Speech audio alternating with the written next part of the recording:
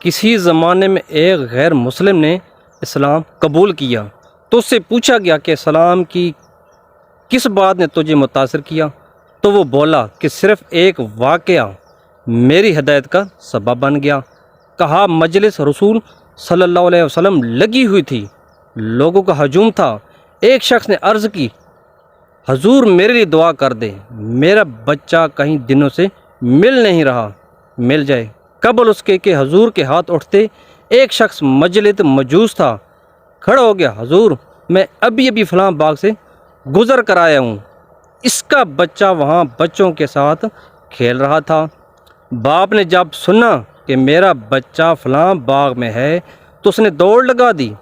آپ صلی اللہ علیہ وسلم نے فرمایا اس کو روکو، واپس بلاؤ۔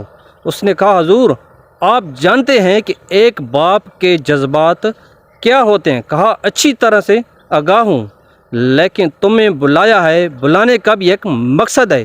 اس نے کہا حضور ارشاد فرمائیں۔ کہا جب باغ جاؤ بچوں کے ساتھ اپنے بچے کو کھیلتا ہوا دیکھ لو تو بیٹا بیٹا کہہ کر آوازیں نہ دینے لگ جانا، جو نام رکھا ہے اس نام سے پکارنا۔ کہا حضور میرا بیٹا ہے، اگر میں بیٹے کہہ کر بلاؤں تو حرج بھی کیا ہے؟ فرمایا تم کئی دنوں کے بچھڑے ہو، تمہارے لہجے میں بلا کا رس ہوگا، اور تم نہیں جانتے کہ کھیلنے والوں میں کوئی یتیم بھی ہو، اور جب تم اپنے بیٹے کو بیٹا کہہ کر پکارو گے اتنا میٹھا لہجہ ہوگا تو اس کے دل پر چوٹ لگے گی اور کہے گا کہ کاش آج میرا بھی باپ ہوتا، مجھے بیٹا کہہ کر پکارتا۔ فرمایا یہ شوق گھر جا کر پورا کرنا۔